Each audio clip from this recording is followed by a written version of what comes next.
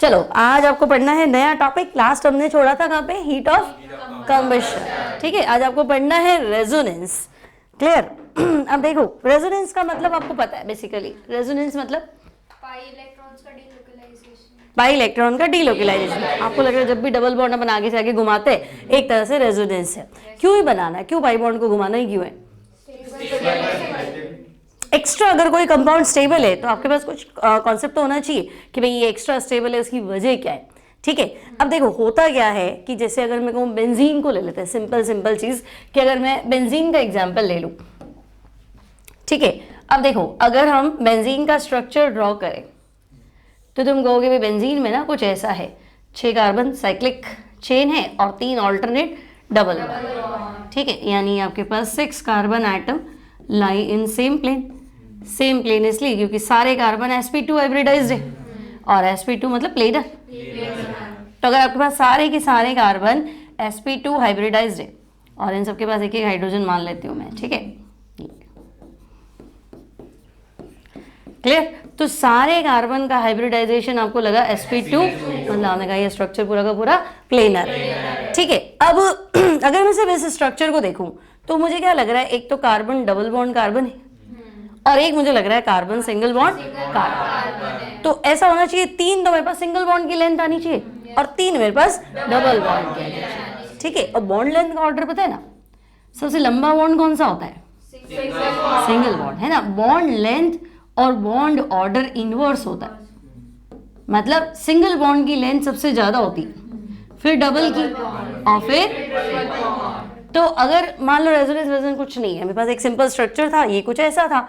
ठीक है, तो हमारा आंसर भी तो ऐसा होना चाहिए कि भाई 3 बॉन्ड लेंथ तो ऐसी आनी चाहिए। सिंगल बॉन्ड की लेंथ कितनी होती है? 154 और डबल बॉन्ड की 134। तो बेंजीन में भी ऐसा होना चाहिए था, है ना। लेकिन जब आप इसको आपके इंस्ट्रूमेंटल स्टडी से या आप मशीनरी यूज करते हो कि भाई ना हम कार्बन बॉन्ड लेंथ निकाले, सब में निकाली तो बेंजीन में निकाल दो। तो जब आप बेंजीन के अंदर बॉन्ड लेंथ निकालना जा रहे हो तो आपका माइंडसेट तो है 3 अलग आनी चाहिए, 3 अलग आनी चाहिए। ठीक है, तो एक तो चीज वो भी ले लेते है ना, और 3 बॉन्ड लेंथ बड़ी होनी चाहिए, 3 बॉन्ड लेंथ छोटी होनी चाहिए, ये मान के चल रहे हैं। लेकिन जब आप फाइनली रिजल्ट निकालते हो तो आपका आंसर तो ये आता है 139 पिकोमीटर। मतलब आप कह रहे हो all bond lengths are same, सारी की सारी सी बॉन्ड लेंथ्स क्या है? सेम। ये कैसे हुआ, ऐसा कैसे पॉसिबल है? ऐसा तो हो ही नहीं सकता। अगर ये सिंगल स्ट्रक्चर थी, ऐसा स्ट्रक्चर है, तो ये चीज तो पॉसिबल ही नहीं, है ना। तो जरूर आपको कहीं ना कहीं कुछ नया कॉन्सेप्ट खोजना पड़ेगा कि भाई ये इसका रीजन आपको ढूंढना पड़ेगा कि भाई ये क्यों है। ठीक है, अब रीजन कैसे ढूंढे? तो हम कहेंगे देखो हमारे पास एक साइक्लिक स्ट्रक्चर था जो प्लेनर था, है ना। 6 कार्बन थे, क्लोज चेन थी और ये ऐसा स्ट्रक्चर था। ठीक है, आप कह रहे हो सारे के सारे कार्बन sp2 हाइब्रिडाइज्ड है, यानी सबके पास एक एक p ऑर्बिटल पड़ा है इस तरीके से, तो ये आपका p ऑर्बिटल पड़ा। क्लियर? अब p साइड ओवरलैपिंग से आपके पास क्या बनता है? Pi bond. तो हम मान के चल रहे भाई ये ऐसे बना होगा, ये ऐसे बना होगा और ये ऐसे बना होगा, है ना। लेकिन अगर ये चीज होती तो डेटा ये होता। ठीक है, लेकिन जरूर कुछ ऐसी चीज होनी चाहिए कि ये आपका बॉन्ड जो ये शिफ्ट हुआ होगा, मान लो ये इधर शिफ्ट हुआ होगा, है ना। अगर ये इसके साथ ओवरलैप हो जाए, क्योंकि ये ऑर्बिटल ना देखो एकदम खड़े नहीं रहते, ये इस तरीके से हो जाते हैं, ऐसे ये ऐसे हो जाता है। अगर इसको बॉन्ड बनाना है तो ये है ना, ये ऐसे थोड़ा सा टिल्ट होगा तभी तो पाई बॉन्ड बनेगा, ऐसे कैसे बनेगा? तो और लोब्स तो मिलानी पड़ेगी ना ऐसे। तो हम कहेंगे हाँ हो सकता है ये इधर टिल्ट हुआ हो ये इधर टिल्ट हुआ हो और ये इधर, है ना। तो जाके आपका क्या हुआ होगा? पाई बॉन्ड भी, ये भी पॉसिबिलिटी है ना। तो अगर मैं सिर्फ ये बॉन्ड कंसीडर करूँ कि यहाँ डबल है तो ये तो सिंगल माना जाएगा, और अगर यहाँ डबल है तो फिर ये सिंगल होगा। ठीक है, तो मैं कहा कंटिन्यूअसली चलता गया होगा भाई, ये होगा और ये स्ट्रक्चर फटाफट किसमें कन्वर्ट हुई होगी? सेकंड में, है ना, यानी पाई बॉन्ड इधर आ गया होगा। ठीक है, तो हम एक बीच का स्ट्रक्चर मान लेते हैं जिसे हम क्या बोलते हैं? Resonance hybrid. ठीक है, ये आपका रेजोनेंस हाइब्रिड। ये देखो इसमें कोई चार्ज नहीं है ये नॉन पोलर स्ट्रक्चर है, यहाँ पे भी कोई चार्ज नहीं है, ये नॉन पोलर स्ट्रक्चर है, और आपको लग रहा है भाई इसमें इंटर कन्वर्जन हो रहा है ना। ऐसा नहीं है कि आप सिंगल स्ट्रक्चर को बाहर नहीं निकाल पाते हो, ऐसा नहीं, ये भी पॉसिबल है, ये भी पॉसिबल है, लेकिन इंटर कन्वर्ट होने से एनर्जी लॉस होने से सिस्टम स्टेबिलिटी गेन करता है। आई बात समझ में? और ये बीच का स्ट्रक्चर जिसको हम बोलते हैं रेजोनेंस हाइब्रिड, ठीक है। तो ये हो गया आपका रेजोनेंस हाइब्रिड। तो अगर मुझे बेंजीन के बॉन्ड लेंथ की एक्सप्लेनेशन देनी थी कि भाई बेंजीन में सारी कार्बन कार्बन बॉन्ड लेंथ जो है वो सेम है, वजह बताओ, तो मैं एक स्ट्रक्चर से नहीं समझा सकती भाई ये स्ट्रक्चर मान लो ये देख लो, तुम कहोगे नहीं ये है, तो फिर आपका डेटा ये होना चाहिए था। तो मैं कहूँगी नहीं ये इसमें कन्वर्ट हो रही है, फिर ये इसमें कन्वर्ट हो रही है, एक्चुअली अंदर का पाई बॉन्ड घूम रहा है। पाई बॉन्ड के घूमने को, डीलोकलाइजेशन को आप क्या बोलते हो? रेजोनेंस। तो आप कह रहे हो नहीं ये पाई बॉन्ड घूम रहा है और ना फाइनल हम ऐसा मान लो कि ये ऐसा चलता होगा, है ना, और कंटिन्यूअसली रहता है ये प्रोसेस, तो आप इसको रेजोनेंस हाइब्रिड मान लो। तो कुल मिला के मैं सिर्फ एक बात कह रही थी कि भाई अगर मैं एक कंपाउंड के सारे कैरेक्टर्स को किसी एक स्ट्रक्चर से एक्सप्लेन नहीं कर पाऊँ, कि ये स्ट्रक्चर मान लो और इससे मैं इसकी सारी प्रॉपर्टी समझा दूँ, है ना, भाई बेंजीन एक्स्ट्रा स्टेबल है। मैंने आपको ये भी तो बताया था उस दिन कि भाई ये साइक्लोहेक्सीन है ना, एक हाइड्रोजन ऐड करो तो साइक्लोहेक्सेन हो जाएगा। इसकी हीट ऑफ हाइड्रोजनेशन, ठीक है, अगर डबल बॉन्ड है तो फिर हीट ऑफ हाइड्रोजनेशन डबल हो जाएगी, ठीक है, और 3 है तो 3 बार हो जाएगी। आई बात समझ में? लेकिन बेंजीन में तो आपको एक्स्ट्रा स्टेबिलिटी मिली थी, आपको हीट ऑफ हाइड्रोजनेशन कंपैरेटिवली कम मिली थी। तो मैं कैसे समझाऊंगी? अगर मैं इसको साइक्लोहेक्साट्राइन मान लूँ तो नहीं समझा सकती, लेकिन मैं इसको प्रॉपर बेंजीन कंसिडर करूँ और ये मैं सोचूंगी नहीं ये इसमें इंटर कन्वर्ट हो रहा है और ओवरऑल ये बॉन्ड घूम रहा है, जिसको आप ऐसे समझाओ ये, तो मैं हीट ऑफ हाइड्रोजनेशन भी समझा दूंगी, तो मैं इसकी बॉन्ड लेंथ भी समझा दूंगी, इसकी बॉन्ड ऑर्डर का रीजन भी समझा दूंगी, बॉन्ड ऑर्डर क्या है बेंजीन का, है ना। तो जब आप किसी कंपाउंड की सारी प्रॉपर्टी को किसी एक स्ट्रक्चर से एक्सप्लेन नहीं कर पाते हो तो आपको 2 या 2 से ज्यादा स्ट्रक्चर बनानी पड़ेगी। इन स्ट्रक्चर्स को कहते हैं रेजोनेटिंग स्ट्रक्चर्स, है ना। बीच का जो स्ट्रक्चर जो आपको सारा बॉन्ड घूमते हुए दिखा रहा है दैट इज रेजोनेंस हाइब्रिड, और इस फिनोमिनन को क्या बोलेंगे? आई बात समझ? इन शॉर्ट आप कह सकते हो कि हाँ पाई बॉन्ड जो घूमता है उसी को आप रेजोनेंस बोल दो, क्योंकि पाई बॉन्ड होना जरूरी है, उसके बिना रेजोनेंस होगा नहीं। तो when all the properties of a compound couldn't be explained by a single structure, then we need to draw more than one structure. These structures are called या फिर बोलोगे उसको canonical structure, and this phenomenon is called resonance. ठीक है, अब देखो benzene वाले case में ध्यान रखो, बेंजीन वाले केस में अगर तुमसे पूछे ये स्टेबल है, ये स्टेबल है कि ये स्टेबल है, तो तुम्हारा आंसर ही सबसे पहले तो नॉन पोलर स्ट्रक्चर ही क्या होगी? स्टेबल है, ठीक है। अब वो नॉन पोलर स्ट्रक्चर नहीं दे, कोई चार्ज स्ट्रक्चर दे दे और रेजोनेंस हाइब्रिड दे दे, तो रेजोनेंस हाइब्रिड की एनर्जी लीस्ट होती है एज कंपेयर टू चार्ज वाले स्ट्रक्चर, तो फिर लीस्ट एनर्जी मतलब स्टेबिलिटी मोर। तो ये थोड़ा ध्यान रखना, थोड़ा ना कंफ्यूजन रहता है कि भाई ज्यादा स्टेबल कौन है, रेजोनेंस हाइब्रिड स्टेबल है कि रेजोनेंस हाइब्रिड मोस्ट अनस्टेबल है, या कौन सा स्ट्रक्चर स्टेबल है। तो आपको ध्यान रखना है सबसे पहले सिंपल स्ट्रक्चर जहाँ कोई चार्ज नहीं है वो सबसे बढ़िया है, ठीक है। अब मान लो मैं इसका बॉन्ड घुमा दी, ये नेगेटिव है ये पॉजिटिव है, तो आप कहते नहीं फिर वो ठीक है, ऐसे कंपेयर करना है, ठीक है। तो आज तुम्हारे को रहेगा टॉपिक कि आप रेजोनेटिंग स्ट्रक्चर्स, मान लो आपको 4 स्ट्रक्चर दे दी, 3 स्ट्रक्चर दे दी, बढ़िया स्ट्रक्चर कौन सी है, बढ़िया इन द सेंस स्टेबल कौन सी है, तो उसके लिए आपके पास कुछ पॉइंट्स है, ठीक है, और कुछ थियोरी क्वेश्चंस बनेंगे। तो देखो रेजोनेंस के कुछ नियम है, कंडीशंस है ना। तो अगर आपको बताना है कि रेजोनेंस बताओ, तो आप एटम्स की पोजीशन में कोई छेड़छाड़ नहीं करो, एटम तो सारे अपनी जगह रहेंगे ना। आप क्या कहते हो? पाई बॉन्ड को घुमाओ, डीलोकलाइजेशन ऑफ पाई इलेक्ट्रॉन्स, तो बॉन्ड घुमाना है ना, एटम तो नहीं घुमाना है। तो तुम्हें 2 स्ट्रक्चर बना के दे दी और तुमसे पूछे क्या ये दोनों रेजोनेटिंग स्ट्रक्चर है, तो पहली चीज चेक करो एटम अपनी जगह से नहीं हिलना चाहिए। आई बात समझ में? तो सेम पोजिशन ऑफ एटम्स, ठीक है। अब जितने मेरे पास पेयर्ड इलेक्ट्रॉन थे, अनपेयर्ड इलेक्ट्रॉन थे, क्योंकि रेजोनेंस मतलब लॉस ऑफ इलेक्ट्रॉन और गेन ऑफ इलेक्ट्रॉन तो नहीं होता, तो जितने इलेक्ट्रॉन लेके आए थे उतने होने चाहिए, भले आप पहले स्ट्रक्चर में एक नेगेटिव चार्ज लाए थे, है ना, और सेकंड में आपका वो नेगेटिव चार्ज पाई बॉन्ड में कन्वर्ट हो गया, उससे मुझे मतलब नहीं है, लेकिन काउंटिंग तो बराबर चल रही है ना, क्योंकि लॉस नहीं होगा गेन नहीं होगा। तो पेयर्ड इलेक्ट्रॉन हो चाहे अनपेयर्ड इलेक्ट्रॉन हो, उनकी संख्या क्या होनी चाहिए? सेम होनी चाहिए। फिर जितनी भी आप इंटरचेंज करते हो स्ट्रक्चर, उन सबकी ऑलमोस्ट एनर्जी क्या होती है? इक्वल होती है। फिर resonating structure differ only in arrangement of electron, किसका होगा? तो पाई बॉन्ड को ना, तो पाई बॉन्ड का अरेंजमेंट है ना, चार्ज का अरेंजमेंट हो सकता है अलग अलग मिले, बाकी एटम्स अपनी जगह पे रहेंगे। क्लियर है इतनी बात? ठीक है। अब आपको बोला इसने कि आप ऐसा करो, कार्बोनेट आयन में रेजोनेंस को एक्सप्लेन करो, तो कार्बोनेट मतलब CO3-2। ठीक है, तो देखो कार्बोनेट आयन आपका हो गया C double bond O, then O minus और O। ठीक है भाई, कार्बोनेट आयन।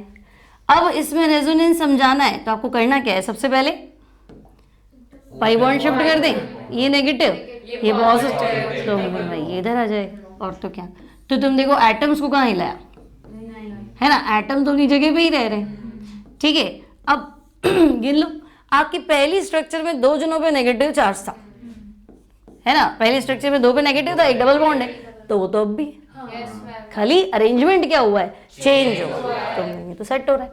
ठीक है, अगला स्ट्रक्चर बनाओ, अगले में क्या कर लोगी, इसको यहाँ शिफ्ट कर लो, ये नेगेटिव ये पॉजिटिव, तो ये इधर आ जाएगा।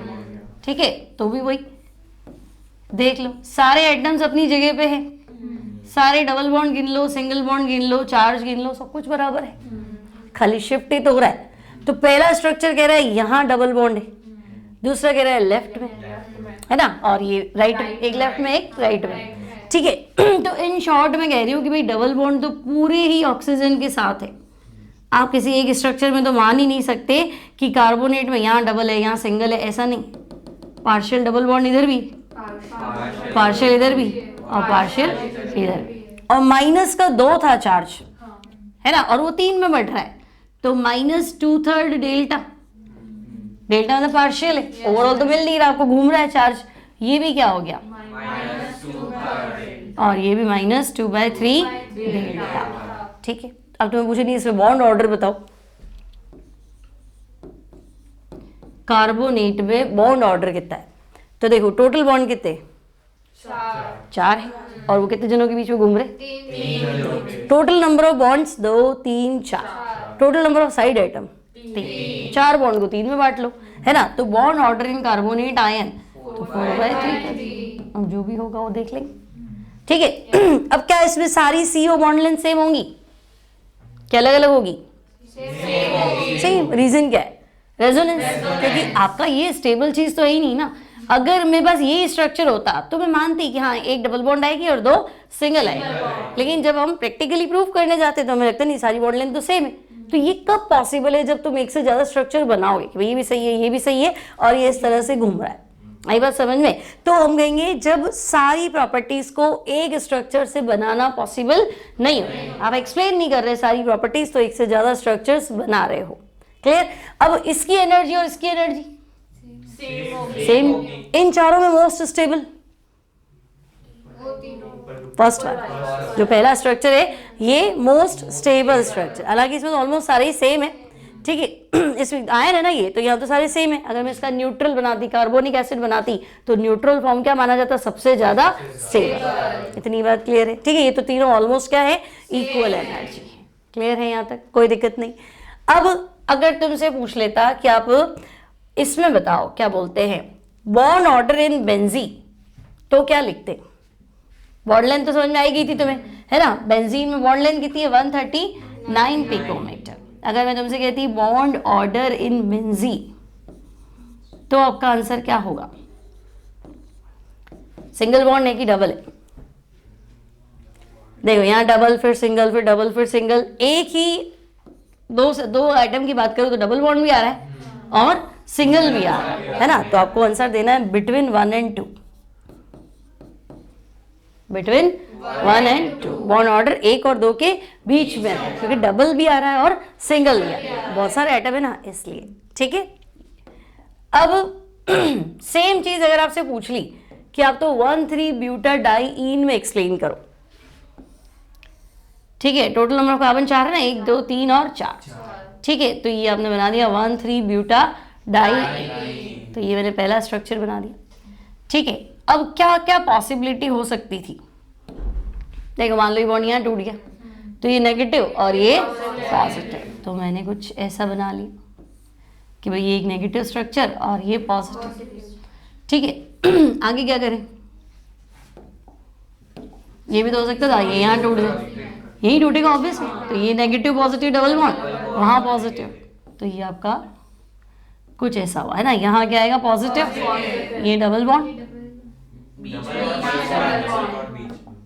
यहाँ पे, और यहाँ क्या आएगा माइनस। ठीक है, तो आपके पास एक स्ट्रक्चर ये है, एक ये है और एक ये है। क्लियर है, कोई दिक्कत नहीं है ना। अब 1,3-ब्यूटाडाइन में रेजोनेंस देखा तो देखो टोटल कार्बन आपके 4 थे, ठीक है, CH2 CH CH CH2। Clear, और ध्यान से देखो सब जगह डबल बॉन्ड है।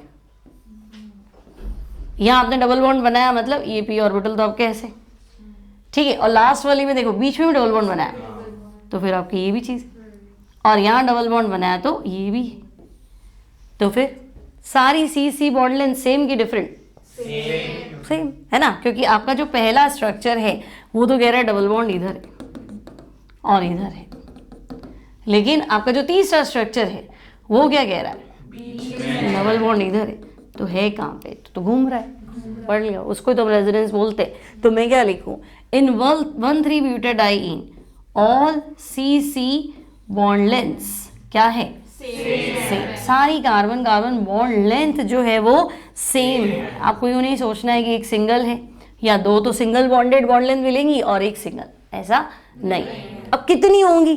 तो हम कहेंगे देखो प्रॉपर तो सिंगल, डबल है नहीं, घूम रहा है, और प्रॉपर सिंगल भी नहीं, कहीं आप ऐसा नहीं कह सकते कि सिंगल है, नहीं, डबल तो है ही, तो सिंगल से छोटी, लेकिन एग्जैक्ट डबल बॉन्ड एग्जिस्ट थोड़ा, मतलब स्टेबल थोड़ा ना हो रहा है, तो घूम रहा है ना, तो एग्जैक्ट डबल नहीं है, डबल से बड़ी। तो आंसर क्या रहेगा? 154 से छोटा और 134 से बड़ा।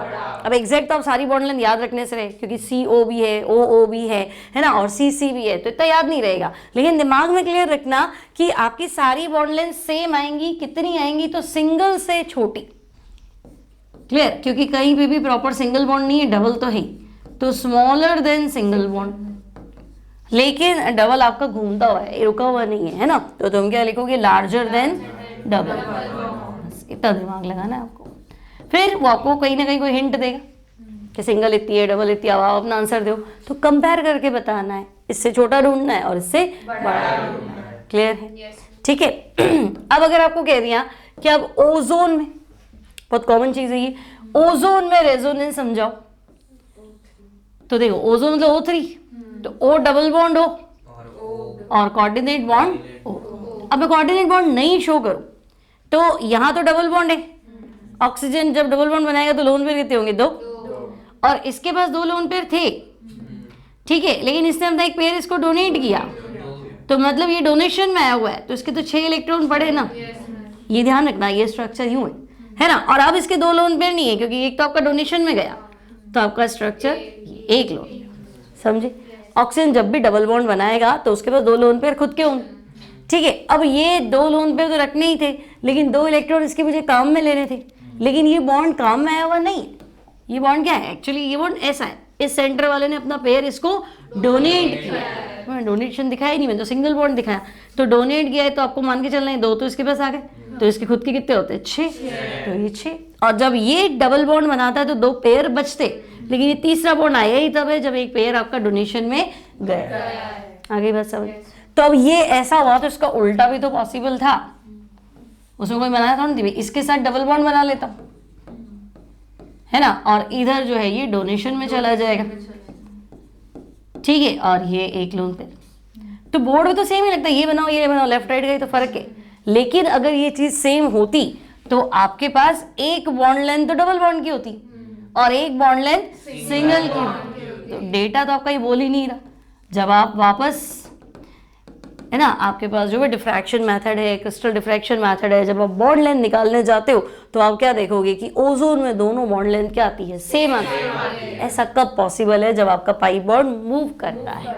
आई बात समझ में? तो इन ozone both OO bond lengths, oxygen oxygen bond lengths क्या मानी जाएंगी?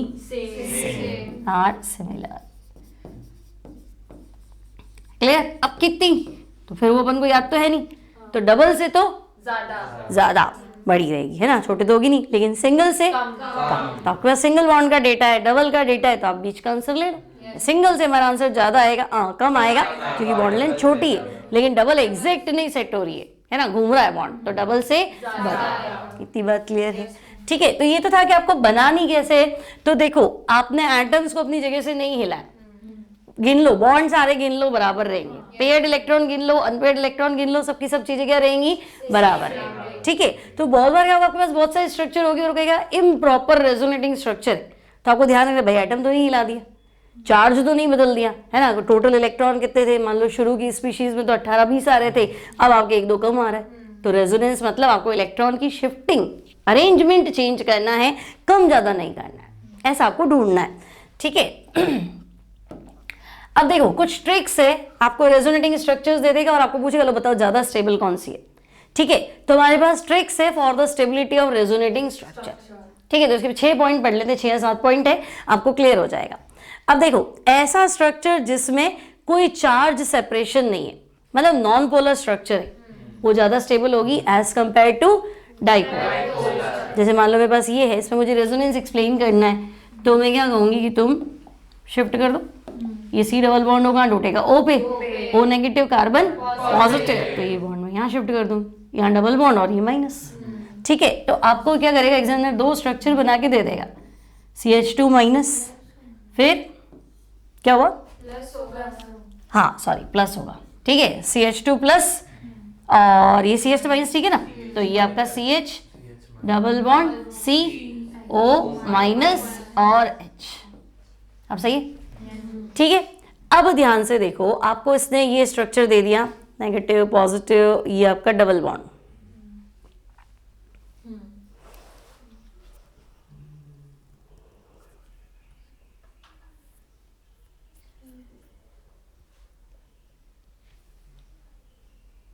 ठीक है।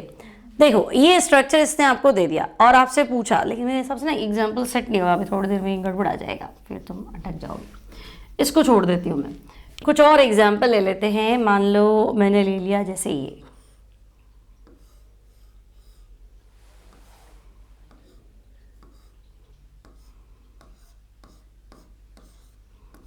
मान लो एक स्ट्रक्चर मेरे पास ये है, ठीक है, बेंजल्डिहाइड है ना, और दूसरा स्ट्रक्चर जो है वो मैंने इसकी बॉन्ड शिफ्ट कर दिए, क्या करूं, ये नेगेटिव ये पॉजिटिव, इसको पीछे ले जाए। ठीक है, तो मेरे पास कुछ ऐसा स्ट्रक्चर आ गया, देखो ये आ गया O नेगेटिव, ये कार्बन पॉजिटिव था इसलिए इसने बना लिया ये डबल बॉन्ड, और यहाँ पे क्या आ गया प्लस। ठीक है, और ये है और ये है, ऐसा है ना। अब बताओ non polar structure is more stable then dipolar. आपके लिए पहली स्ट्रक्चर स्टेबल है कि दूसरी, पहली स्टेबल। ठीक है, वो मैंने चेंज किया, उसका रीजन बताऊंगी। अभी देखो ये फर्स्ट ये सेकंड और ये सेकंड, तो तुम कहोगे ये ज्यादा स्टेबल है मोर स्टेबल, क्योंकि ये क्या है, नॉन पोलर। ठीक है ना, तो हम कहेंगे ये मोर स्टेबल क्योंकि ये नॉन पोलर, चार्ज तो हमें रखना ही नहीं, न्यूट्रल स्ट्रक्चर हमारे लिए बेस्ट है ना। और ये लेस स्टेबल है क्योंकि ये क्या है, डाइपोलर है, तो ये लेस स्टेबल। तो ये तो क्लियर ही है, कोई दिक्कत नहीं। अब आगे भी घूमेगा चार्ज, उसका भी आएगा कि अच्छा ये पहली है, अब आगे चार्ज घूम रहा है, फिर आगे चार्ज घूम रहा है, उसमें बताओ, तो वो दूसरा पॉइंट है, नेक्स्ट पॉइंट है। यहाँ समझ में आ गया, तो पहली चीज तो आप देख लो, सारी स्ट्रक्चर ढूंढ लो, ठीक है, वो देख लो कि कहाँ आपको न्यूट्रल मिल रहा है। ठीक है, अब पहले भी अपन उसको ले सकते थे, लेकिन हमारे पास एक और रूल अटकता है, ठीक है, उसको बाद में देखते हैं। अब देखो ये है resonance with greater number of covalent bond, resonating structure या resonance with greater number of covalent bonds are more stable than those with lesser. जैसे देखो पहले मेरे पास ये स्ट्रक्चर है, फिर आपको दिख रही सारी चार्ज स्ट्रक्चर है, तो बात वही थी कि आपकी नॉन पोलर स्ट्रक्चर ज्यादा stable as compare to dipolar. ठीक है, अब मान लो कि ये ना और कुछ फंस जाता है इसमें एग्जाम्पल, तो तुम क्या कहोगे, जिसमें डबल बॉन्ड ज्यादा है, क्योंकि बॉन्ड ज्यादा तो पोलैरिटी होगी नहीं, मतलब प्लस माइनस तो होगा नहीं।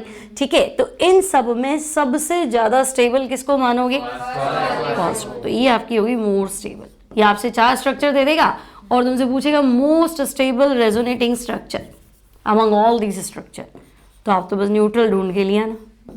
ठीक है, तो ये हो गई मोस्ट स्टेबल, कोई डाउट नहीं है। ठीक है, नेक्स्ट,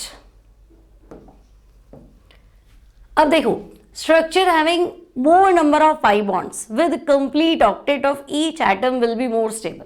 अब यहाँ पे आपका एक रूल लगा है, ऑक्टेट रूल।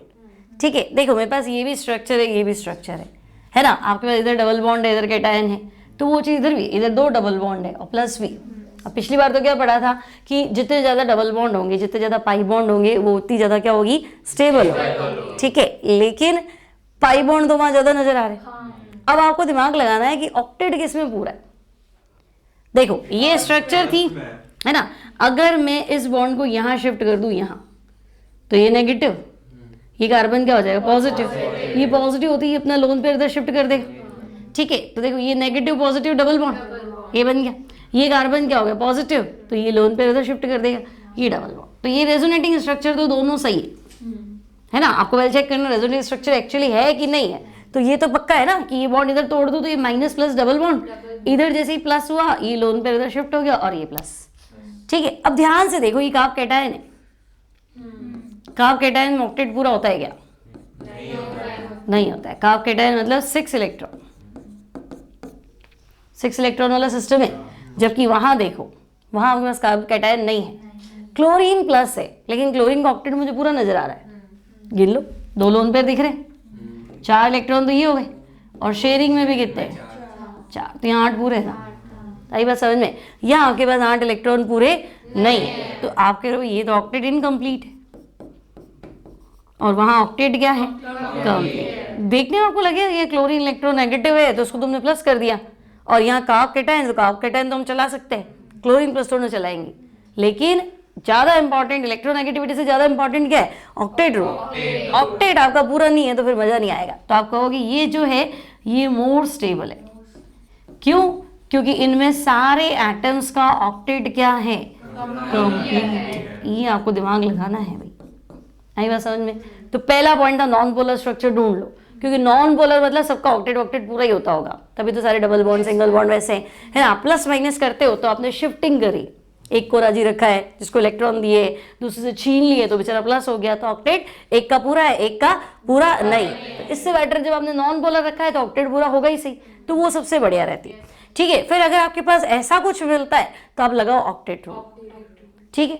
अब आप 2 ऐसे स्ट्रक्चर में फंसते हो जहां दोनों पे चार्ज है, लाइक देखो ऐसा, negative charge on more electronegative atom and positive charge on less electronegative atom is always stable, then vice versa. सही बात है, जो भी ज्यादा इलेक्ट्रोनेगेटिव उसको माइनस रखो और जो लेस इलेक्ट्रोनेगेटिव उसको प्लस रखो। तो अब मेरे पास जो पहली स्ट्रक्चर है यहाँ पे एक चार्ज है, दूसरी स्ट्रक्चर में भी एक चार्ज है, फिर एक डबल बॉन्ड इधर है एक डबल बॉन्ड उधर है, तो मेरे डबल बॉन्ड तो बराबर है, क्योंकि नॉन पोलर तो मुझे मिली ही नहीं, तो मेरा पहला रूल तो नहीं लगा। ऑक्टेट पूरा है तो मैं कहूँगी हाँ यहाँ डबल बॉन्ड है, यहाँ ऑक्टेट एनायन है, और वहाँ डबल बॉन्ड है तो ऑक्सीजन एनायन, तो ऑक्टेट तो फिर पूरा है। तो पहला रूल नहीं लगा क्योंकि पोलर है, नॉन पोलर नहीं है। दूसरा क्यों नहीं लगा, क्योंकि आपके पास क्या है, ऑक्टेट सबका ही पूरा है, तो ऑक्टेट सबका पूरा है तो फिर मेरे को मतलब नहीं है। अब मैं क्या करूं, तो मुझे लग रहा है यहाँ कार्बन में माइनस है और वहाँ ऑक्सीजन, तो कौन झेलने योग्य है, ऑक्सीजन में माइनस हम सहन कर सकते हैं क्या, ऑक्सीजन माइनस होता ही है ना, इसको प्लस नहीं कर, प्लस करेंगे तो दिल दुखता है, ऑक्सीजन को प्लस कैसे कर दिया, माइनस तो चला लेंगे, इसको कैसे चलाएंगे, तो झेलता है ना। तो हम कहेंगे नहीं ये तो सहन नहीं कर सकते, इसका मतलब ये और वो बोलो, यहाँ कोई तकलीफ है क्या? तो शुरू से चलना, पहला काम क्या करना, नॉन पोलर ढूंढना, सबसे बढ़िया नॉन पोलर ढूंढ लो। अब मिली नहीं तो ऑक्टेट है ना, अब तो नहीं सबका ऑक्टेट पूरा है तो इलेक्ट्रोनेगेटिविटी। अब इलेक्ट्रोनेगेटिविटी ऑक्टेट दोनों साथ में फंसेंगे तो इंपॉर्टेंस किसको दोगे, ऑक्टेट।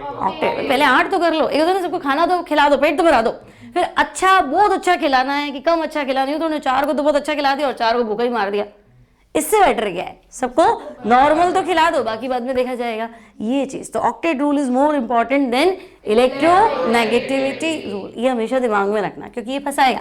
अब देखो फंसोगे जब सारे एक साथ आएंगे, एक एक में तो तुम्हें लग रहा है क्या है, सिंपल है, ठीक है। अब देखो पहला और दूसरा बोलो, 2 डबल बॉन्ड नजर आ रहे हैं, एक पॉजिटिव चार्ज नजर आ रहा है, 2 डबल बॉन्ड नजर आ रहे हैं, एक पॉजिटिव चार्ज नजर आ रहा है, तो चार्ज वार्ज का तो टेंशन नहीं, नॉन पोलर लग नहीं रहा। फिर चार्ज डबल बॉन्ड्स बराबर चल रहे हैं, ठीक है। ऑक्टेट भी बराबर ही है, शायद ऑक्टेट भी बराबर है। अब इलेक्ट्रोनेगेटिविटी रूल, तो तुम्हें क्या लग रहा है कौन ज्यादा बढ़िया है, नाइट्रोजन पे प्लस फिर भी हो सकता है as compare to oxygen, minus होता तो हम इस पे प्रेफरेंस जाती है ना, तो हम कहेंगे ये लेस स्टेबल है, और वो रीजन समझ में आ गया है ना। मोर इलेक्ट्रोनेगेटिव, माइनस नहीं दिया तो कोई बात नहीं, प्लस तो मत दो, माइनस नहीं दिया चला लेंगे लेकिन प्लस थोड़ा ना दे पाएंगे, ठीक है। अब यहाँ देखो octet rule is more important than electronegative, ठीक है। अब आपके पास एक स्ट्रक्चर ये है, एक ये है, बढ़िया बढ़िया कौन सी है? फर्स्ट बढ़िया है, सेकंड कम बढ़िया, मतलब लेस स्टेबल है, क्योंकि आपको लग रहा है ओ पे प्लस कैसे बर्दाश्त करे। पहला रूल ऊपर क्या लिखा है? Octet rule is more stable then electronegative, तो आपने इलेक्ट्रोनेगेटिव लगा दिया लेकिन आपने ऑक्टेट रूल लगाया ही नहीं, और ये सब गलती करते हैं है ना। यहाँ ऑक्टेट पूरा नहीं है और वहाँ ऑक्टेट पूरा है, आई बस समझ में। खाना तो पूरा खा लें, एक बेस तो बढ़ जाए, तो बेस तो पूरा हो गया ना, उसको बाद में देख लेंगे। तो पहले ऑक्टेट रूल फिर इलेक्ट्रोनेगेटिविटी। तो देखो देखते ही बच्चा को और ये क्या कर दिया, ये क्या कर दिया, गलत, अरे ये क्या कर दिया, आगे सोच तो सही। तो ये मोर स्टेबल है ना। और देख के एक बार आता ही मेरे भी दिमाग में था ये क्या कर दिया, ठीक है। लेकिन आपको देखो ऊपर लिखा भी मैंने पहले लिख दिया था, मैंने कहा नहीं लिखती हूँ, तो मैंने कहा चलो देखते हैं इसको पढ़ने के बाद भी करते हो कि नहीं करते हो, क्लियर। तो पहले आपको देखना है सबका ऑक्टेट पूरा, फिर इलेक्ट्रोनेगेटिविटी लग रहा है लगा देना।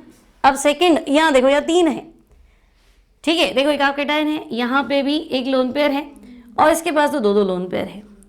तो एक बार मान लो इसने मदद कर दी तो ये डबल बॉन्ड आ गया, और एक बार इसने मदद कर दी ये डबल बॉन्ड आ गया। अब तुम बताओ सबसे बढ़िया मतलब स्टेबल कौन है? तीनों में सबसे स्टेबल कौन है?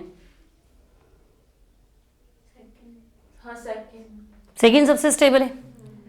सबसे लीस्ट स्टेबल कौन है पहले तो ये बताओ?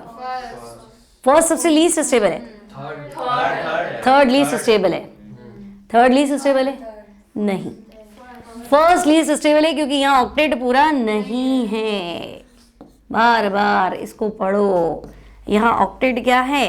इनकम्प्लीट। तो पहले सबको खाना खिलाना है, पहले सबका ऑक्टेट चेक करना है। तो ये ऑक्टेट ही क्या है? इनकम्प्लीट। तो ये तो आपके एंड में गया, इसको एंड में पकड़ना है। अब ढूंढो यहाँ ऑक्टेट पूरा है, बेसिक प्लस क्यों आया? क्योंकि इसने अपना लोन पेयर इसके साथ शेयर किया। और इस पे प्लस क्यों आया? क्योंकि इसने अपना लोन पेयर इसके साथ शेयर किया, है ना। यहाँ मतलब नाइट्रोजन की वैलेंसी तो पूरी है ना, यहाँ ऑक्सीजन की वैलेंसी पूरी है, यहाँ कार्बन की वैलेंसी पूरी नहीं है। वैलेंसी पूरी नहीं है तब प्लस है, इसका मतलब ऑक्टेट इनकम्प्लीट। क्योंकि आपको क्या सब प्लस प्लस दिखता है तो ऐसे लगता है ऑक्टेट तो पूरा ही होगा, और नहीं होगा तो किसी का ही नहीं होगा। ऐसे मत सोचो, नॉर्मल जितनी वैलेंसी होती है, ऑक्सीजन की वैलेंसी कितनी होती है? 2, जबरदस्ती 3 हुई है इसलिए प्लस आया। तो इस प्लस का मतलब डोनेशन। नाइट्रोजन की वैलेंसी कितनी होती है? 3, NH3 होता है ना, तो नाइट्रोजन की वैलेंसी कितनी होती है? 3, और प्लस आया है मतलब आपने डोनेशन करवाया है। तो इनकी वैलेंसी का कोई मतलब ऑक्टेट का कोई डंडा नहीं है।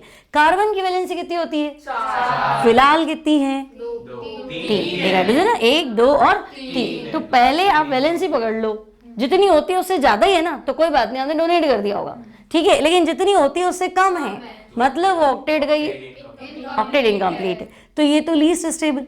अब मुझे दान तो करवाना है इसको, किससे डोनेट कराओ? एन से कि ओ से? ओ से डोनेट कराओ, ओ को प्लस बना दूं?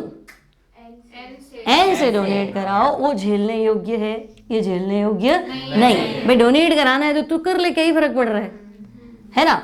जो आदमी कम खाता है उसकी थाली में से एक प्लेट निकाल दो या एक रोटी निकाल दो, कोई फर्क नहीं पड़ेगा।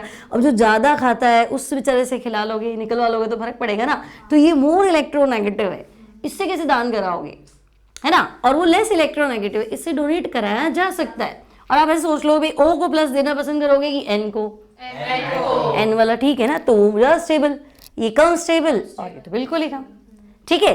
तो जब क्वेश्चन आता है ना तो आपको सारी चीजें एक साथ सोचनी पड़ेंगी, फिर आप फंसोगे। रूल पढ़ते टाइम आपको क्या लगता है कि हाँ ठीक है मैं ऐसा कर लूंगा ना, लेकिन वो जब आएगा तो आप उलझ जाओगे। क्योंकि देखो यहाँ हमने पहला ये चीज नहीं बताई, मतलब आप ऑक्टेट रूल भूले, फिर आप इन दोनों में उलझे, मतलब आप इलेक्ट्रोनेगेटिविटी वाला रूल भी भूल गए। आई बात समझ में? इसलिए, और आपको एक साथ लगाने सारे नियम, ठीक है। अब सबसे इंपॉर्टेंट है आपका चार्ज सेपरेशन। चार्ज सेपरेशन मतलब प्लस और माइनस के बीच की दूरी, है ना, प्लस और माइनस के बीच की दूरी, डिस्टेंस, ठीक है। अब मेरे पास ये 3 है तो मैं कहूंगी सबसे बढ़िया कौन सी है? नॉन। ये तो सबका क्लियर है भैया, न्यूट्रल ढूंढ लो, ये सबसे मस्त है, इसमें कोई टेंशन है नहीं। ठीक है, अब यहां जब आपको टेंशन हुआ तो देखो structure in which there is less charge separation, दूरी कम है ना, of opposite charges are more stable than those with more charge separation. तो जब चार्ज के बीच की डिस्टेंस कम है, ऑपोजिट है, यूं नहीं प्लस प्लस या माइनस माइनस, तो ऑब्वियस है लेस स्टेबल होगा, प्लस के पास प्लस कैसे रखोगे। ठीक है, ऑपोजिट चार्ज के बीच की दूरी कम है, मतलब चार्ज सेपरेशन कम है, वो ज्यादा स्टेबल है। ठीक है, और जहां चार्ज सेपरेशन ज्यादा है वो लेस स्टेबल होगा। बोलो यहाँ कोई तकलीफ है क्या? नहीं। ठीक है, तो मैं कहूँ अगर ये आपका फर्स्ट स्ट्रक्चर है, ये सेकंड है और ये थर्ड है, तो बोलो first more stable then second and more stable then third. आगे बात समझ में, यहाँ तक कोई दिक्कत नहीं है। ठीक है, ये हमारे पास इसका लास्ट रूल था। क्लियर? तो मैंने तुम्हें रेजोनेंस में जितने भी नियम लगते हैं वो सारे क्लियर बता दी, भाई ये नियम लगा के आपको क्वेश्चन सॉल्व करने, और कल मैं तुम्हें दूंगी 20-30 क्वेश्चन, सारे रूल्स पढ़ के आपको एक एक भी रूल अप्लाई करना है और आपको देखना है कि ये ज़्यादा स्टेबल है कि ये कम स्टेबल है, क्योंकि वो उलझाऊ है ना। उलझाऊ मतलब समझे, पहले तो आपको फाइंड करना कि एक्चुअल में क्या ये इसका रेजोनेटिंग स्ट्रक्चर है कि नहीं, क्या एटम तो नहीं हिला दिए या इलेक्ट्रॉन तो आगे पीछे नहीं कर दिए, यहाँ 6 दे रहा है यहाँ 8 दे रहा है, तो वो गलत हो जाएगा। ऐसे भी देगा वो पता भी नहीं चलता है। तो पहले आपको एटम्स पोजीशन चेक करना है, पेयर्ड अनपेयर्ड नंबर की संख्या चेक करनी, नंबर ऑफ इलेक्ट्रॉन चेक करने, फिर नॉन पोलर और पोलर स्ट्रक्चर देखने। ठीक है, पाई बॉन्ड्स बराबर गिनने, यूं नहीं शुरू में तो 6 पाई बॉन्ड थे, लास्ट में आते आते आपके पाई बॉन्ड ही कम हो गए, चार्ज है भी नहीं, ऐसा नहीं होना चाहिए। फिर एक मिनट तुम्हें क्रॉस्ड, एक्सटेंडेड और कॉन्जुगेटेड बताया था, है ना। कॉन्जुगेटेड मतलब ऑल्टरनेट डबल बॉन्ड।